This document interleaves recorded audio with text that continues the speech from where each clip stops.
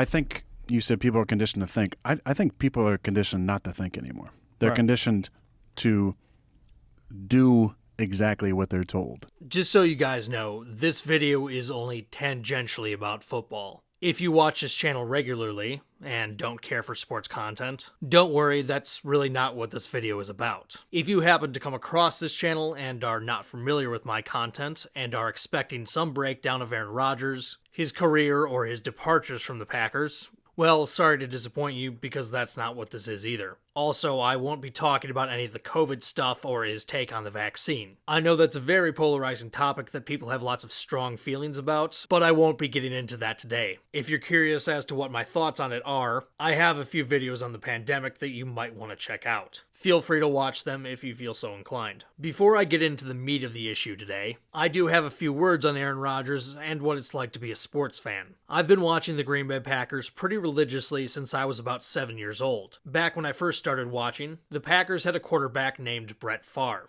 He was well known for his unorthodox style of play, his overall eccentricity, his less than wise off the field decisions that lots of Packers fans look the other way on, and throwing lots and lots of interceptions. All that said, even in his later years, Favre was still playing at a high level compared to most other NFL quarterbacks. In 2007, a full 10 years after his last MVP season, Sports Illustrated named him Sports Person of the Year, despite the fact that Tom Brady obviously should have won it that year. Even before he retired, there was a lot of nostalgia and goodwill towards Brett Favre, even though, in retrospect, he probably didn't deserve it. In 2008, Favre announced his retirement from the NFL, only to come back a few months later. While Packers management was ready to move on from him, the fan base was split. A lot of the fans believed something that management didn't, that Favre could win another championship with the Packers. I was squarely in this camp, though in retrospect, it was probably more wishful thinking than anything. Green Bay's front office traded Favre to the New York Jets, and that season, the team moved on to our next quarterback, who was greeted with boos the first time he took the field, a young man from California named Aaron Rodgers.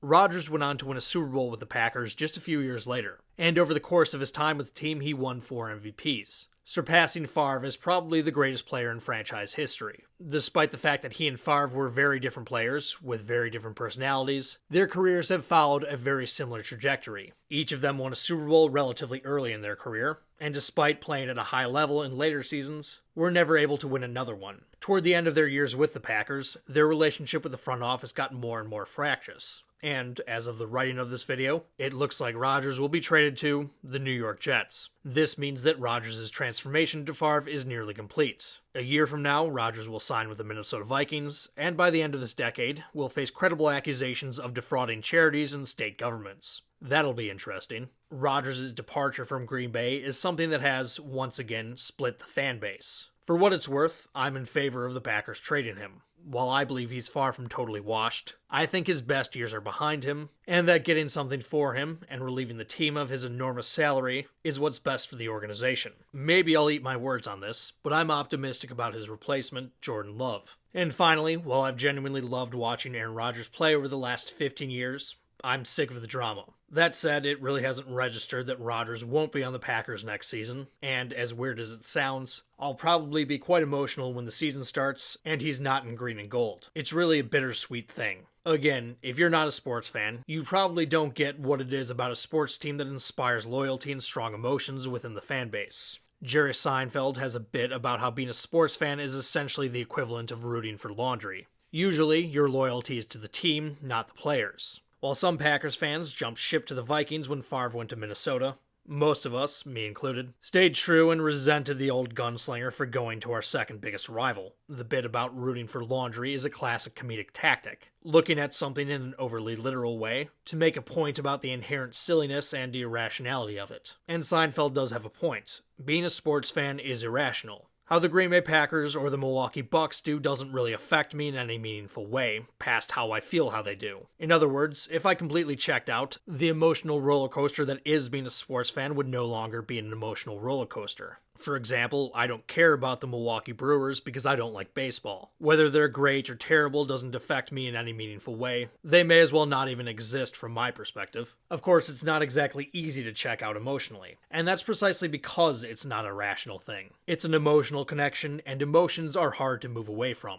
This actually starts to make sense once you realize the truth about human brains. While being these seemingly irrational animals seems to serve humans poorly, that wasn't always true. As Nate Silver writes in The Signal and the Noise, biologically, we are not very different from our ancestors, but some Stone Age strengths have become Information Age weaknesses. Human beings do not have very many natural defenses. We are not all that fast, and we are not all that strong. We do not have claws or fangs or body armor. We cannot spit venom. We cannot camouflage ourselves. We cannot fly. Instead, we survive by means of our wits. Our minds are quick. We are wired to detect patterns and respond to opportunities and threats without much hesitation. Most of us no longer live in the same world of violence and scarcity that our ancestors did, and this is something we should be grateful for. The problem is, our brains haven't changed much, and now they exist in a different environment that they're not optimally suited for, even though we face very different problems. As far as I'm concerned, this is the fundamental challenge of the human condition and modernity. Having Stone Age brains in the Information Age manifests itself in some odd ways. In fact, being a sports fan is probably one of them. Back in the days of our evolutionary upbringing, humans lived in tribes with populations ranging from a few dozen to a few hundred members. Group solidarity and cohesion were paramount for survival, and one of the greatest threats to survival were rival tribes. This has instilled in us an intense sense of in-group loyalty and out-group hatred. You're not rooting for laundry so much as you're rooting for a brand, a tribe. And the reason you became loyal to that brand in the first place was probably by pure accident. For example, I happen to be born in the state of Wisconsin, and that's why I'm a Packers fan. But it doesn't matter how you became loyal in the first place. Once in-group, out-group sensibilities set in, you're prone to reflexively defend other members of the tribe and rag on your rivals. Sports fandom is probably one of the more benign manifestations of this evolutionary quirk. Racism and xenophobia likely have their roots in the same wiring. Another and related side effect of our Stone Age brains is our propensity to believe in conspiracy theories. Aaron Rodgers, at the very least, flirts with a number of conspiracy theories. Supposedly, he's even a 9/11 truther. Rodgers is not a dumb man, quite the opposite. Before the draft, NFL players take the Wonderlic IQ test. When Rodgers took it, he scored in the 96th percentile. However, like a lot of smart people, he seriously overestimates his understanding of things, and is too arrogant to entertain the possibility that he could be wrong. By invoking some vague, nefarious cabal that's really shaping events, you can feign expertise on nearly any subject, without actually knowing the details of said subject. I think you said people are conditioned to think. I think people are conditioned not to think anymore. They're Right. conditioned to do exactly what they're told Yeah. by their news station, by their politician.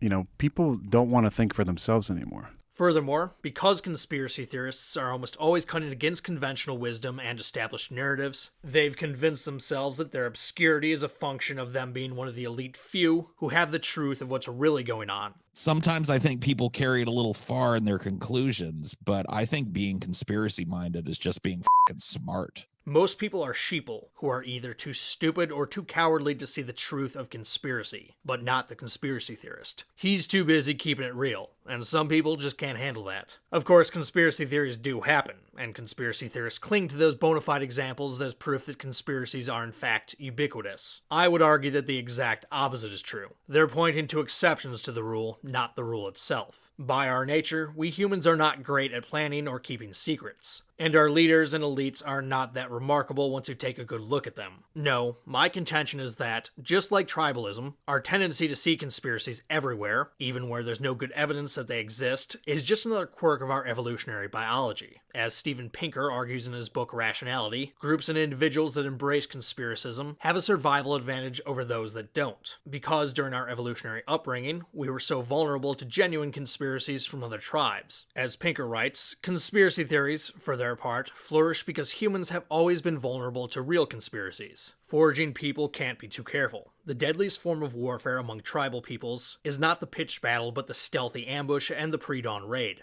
The anthropologist Napoleon Chagnon writes that the Amazonian Yanomamo have the word nomohori, dastardly trick, for acts of treachery such as inviting neighbors to a feast and then massacring them on cue. Plots by enemy coalitions are unlike other hazards such as predators and lightning bolts because they deploy their ingenuity to penetrate the target's defenses and cover their own tracks. The only safeguard against this cloak and dagger subterfuge is to outthink them preemptively, which can lead to convoluted traits of conjecture and a refusal to take obvious facts at face value. In signal detection terms, the cost of missing a real conspiracy is higher than that of false alarming to a suspected one. This calls for setting our bias toward the trigger-happy rather than the gun-shy end of the scale, adapting us to try and get wind of possible conspiracies, even on tenuous evidence. Michael Shermer builds on this concept in his book Conspiracy, where he introduces the concept of constructive conspiracism, and lays out, in terms of game theory, why embracing conspiracy is a survival advantage. Imagine you lived 3 million years ago on the plains of Africa as a small-brained bipedal primate, highly vulnerable to predators. You hear a rustle in the grass. Is it just the wind, or is it a dangerous predator? If you assume the rustle in the grass is a dangerous predator, but it turns out to be just the wind, you've made a type 1 error or a false positive, believing something is real when it isn't. You connected A, the rustle in the grass, to B, a dangerous predator. But in this case, A is not linked with B. No harm. You move away from the rustling sound and become more alert and cautious. But if you assume the rustle in the grass is just the wind, and it turns out to be a dangerous predator, you've made a type 2 error in cognition, a false negative, believing something is not real when it is. You failed to connect A, the rustle in the grass, to B, a dangerous predator, and in this case, A is tied to B. Harm is likely, and you could be the predator's next meal. The problem is that assessing the difference between a type 1 and a type 2 error is highly problematic, especially in the split-second life and death decisions in our ancestral environments. So the default position is to assume that all patterns are real. That is, assume that all rustles in the grass are made by dangerous predators, not the wind. We are the descendants of those who were most successful at finding such patterns. So, to bring this video full circle, I'll say that, as a shaved ape with a Stone Age brain, I will continue to cheer for my favorite football team, even if they are terrible after losing their MVP quarterback. And while part of me will always have love for Aaron Rodgers, I will not miss his "I've got it all figured out and everyone is stupid but me" attitude. At the end of the day, we're all human, and we should be humble enough to acknowledge the limitations that come with that.